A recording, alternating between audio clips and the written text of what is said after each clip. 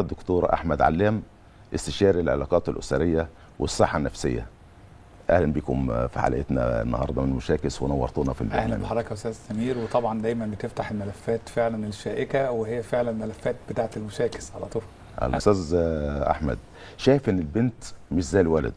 طب لو هو عندك بنت تربيها، تمنعها من إيه وليه؟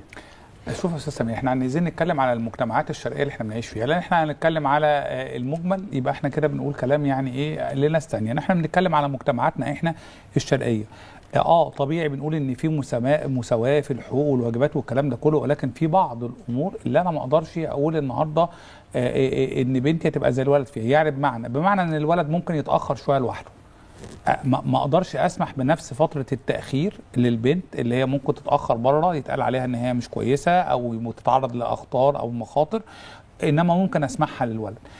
في سفر ممكن اسمح لابني يسافر مع 3 4 اصحابه وهو في سن المراهقه، بتكلم طبعا على الصغيرين في المراهقه 14 15 سنه، هيسافروا مع بعض هو واصدقائه تحت رقابه برضو ان احنا نتواصل معاهم، نعرف هم بيعملوا ايه والكلام ده كله، ابقى عارف المكان اللي هم فيه ومعايا التليفونات بتاعتهم متواصل معاه باستمرار. انما البنت مش هقدر اسمح لها، لو هي بنتي انا مش هقدر اسمح لها ان هي تسافر عندها 14 او 15 سنه مع مثلا بنت او بنتين اصحابها يسافروا لوحدهم. فدي برضو بعض الامور، في بعض التصرفات او بعض الكلمات ممكن الولد بيهزر بيها بطريقه نقول دول ولاد، دول شباب مع بعض. تمام. البنات لما هيجوا يقولوا الكلمات دي هنعتبر ان ده خروج عن المألوف او خروج عن الاخلاقيات او الكلام ده.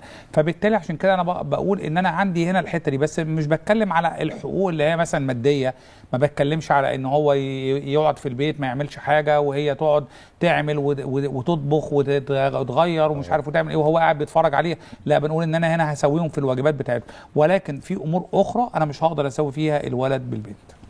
دكتور احمد، في الوقت اللي احنا فيه دلوقتي بنلاقي الولد ماشي في الشارع ببنطلون مقطع، ببنطلون قصير، حاجه كده زي الجيب، حاجه زي البلوزات. ليه احنا بنلزم البنت انها تلتزم بلبس معين والولد لا؟ احنا على فكره بنلزم الولد برضو. الولد اللي حضرتك بتتكلم عليه ده احنا يعني كمثلا خبراء او كناس عندنا برضو متربيين على مجتمع شرقي وتقاليد، بنلزمه برضو، بنقول له الكلام ده غلط. انا نفسي بقول لاولادي الكلام ده ما تعملش، مثلا ما تربيش شعرك زياده عن اللزوم، ما تطولوش، الملابس دي بالنسبه لي مرفوضه.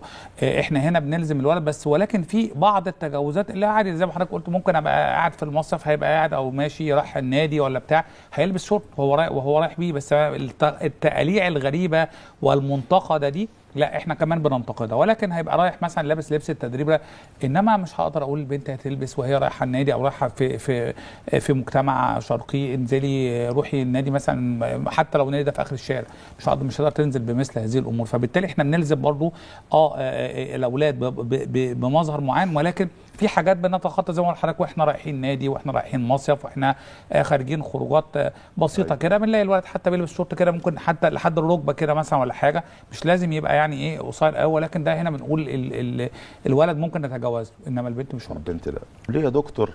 ليه دايما نسمع كلمه عيب انت بنت وما نقدرش نسمع كلمه عيب انت ولد؟ ليه العيب هو بنت بس مش ولد بس؟ زي ما الولد برضه بيغلط وفي حاجات برضه ممكن يبقى لها عيب. طبعا لو هو عمل حاجه خارج المألوف لازم يتقال له هو كمان عيب. انما هنا بعض الاهل بيربوا زي ما حضرتك قلت دايما هو سامحين له بكل حاجه وهي لا، وده غلط برضه في التربيه. ولكن بعض الشباب لازم يتقال لهم عيب على بعض الامور. ولكن انا مثلا بكلم حضرتك، مثلا انا افترض انا ساكن في منطقه هاديه، في مناطق كثيره جدا في مجتمعاتنا بتبقى هاديه شويه، بالليل بتبقى الدنيا يمكن مظلمه نوعا ما، احتجت حاجه بالليل، تمام، هنزل الولد ولا البنت؟ ما طبيعي هقول البنت عيب تنزل دلوقتي او غلط تنزل او خطر تنزل، فانا هنزل الولد. هنا البنت هتحس بنقص من ان هي ما خدتش الحق. ايه الحق؟ ما هو الحق ده حفاظ عليه. فبالتالي كلمه العيب لو انا هقعد ارددها على حسب المحتوى بتاعها وعلى حسب التصرف اللي هو بيعمله، انما في الامور الخارجه عن المألوف والامور الغلط والامور الخارجه عن التقاليد وعن الدين، هما الاثنين لازم يتعلموا هذا الكلام. وبعدين من شاب على شيء شاب عليه. احنا لما بنربيهم من صغرهم على شيء معين هي بتعتاده وهتتربى عليه وهتكبر على هذا الامر وتشوف. انما المشكله زي ما حضرتك او زي ما احنا ذكرنا انها بتشوف بقى غيرها ويمكن تحب تتطلع تبقى زي دي زي ده، فده عشان كده بيعمل مشكلات. احمد، هل المجتمع التعامل مع المجتمع هل هو بيبقى فيه خطورة على البنت أكتر ولا برضه الولد برضه بيبقى في خطوره عليه؟ في الخروج للمجتمع لا، البنت طبعا اكتر بالمجتمعات الشرقيه، البنت اكتر. الولد في خطوره، ما هو اكيد الاثنين بيتعرضوا بيتعاملوا نفس نوع من الخطوره، ولكن الاكتر لو احنا هنقعد نقيس لا هو طبعا التعامل مع البنت. في ناس كتيره جدا بتعتبرها ان هي ضعيفه شويه، مش هتعرف تعمل حاجه. وان كان انا بشوف دلوقتي حاجات برضو غريبه يمكن في المدن، مش هنتكلم على القرى او المحافظات، يمكن في المدن الكبيره. انا مثلا بشوف كتير جدا يمكن البنات خارج الساعه مثلا متاخرين بالليل، بلاقي بنات لوحدها في اماكن متعدده. برضو مش عارف، ده جديد اصبح ان انا بشوف الكلام ده من سنتين ثلاثه، مع ان ده خطر. يعني انا بشوف ان هو ده في حد ذاته خطر، ان انا ابقى موجوده في اماكن فيها شباب وفيها تجمعات في اوقات زي كده، وساعات بيحصل فعلا مشكلات بسبب هذا الامر. فبالتالي البنت موجوده، ده غلط. ان هي في تعامل مع المجتمع بيبقى في نوعا ما الخطوره اكتر على البنت، اللي احيانا يعني بيلاقوها اضعف شويه. بس برضه الولد لما بيتاخر بره مع اصحابه، انا ما اعرفش صاحبه اللي ماشي معاه شكله ايه، طبعا بيعلمه يشرب ايه، بيعلمه يمشي ازاي. فالخطوره برضه يعتبر متساويه بين الولد والبنت، على ان انا اسيب الولد براحته يخرج ويجي براحته.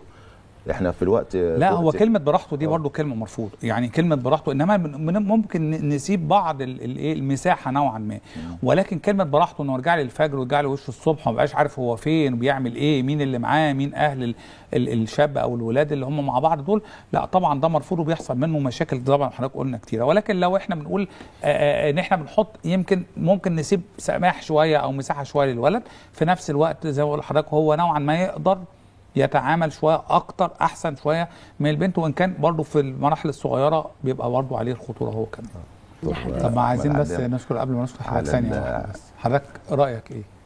انت قلنا ارائنا، حضرتك مع ولا ضد؟ مع ان اللي يبقى فيه مساواه، ولا يعني دي حته كده؟ انا مع المساواه بس في حدود. طيب يعني برضه يعني جماعه مسكت الاعصاب لازم نحط نقاط على الحروف. خلاص شكرا جدا. لكن انا لا ضد البنت ولا ضد الولد. حضرتك بقى خلينا اعلاميين شويه بقى. تربيتي كلها مساويه مع بعض الاثنين، بس كل حاجه ليها حدودها. طيب خلاص شكرا جزيلا. برضه حابين نعرف راي حضرتك برضه. نورتوني وشرفتوني.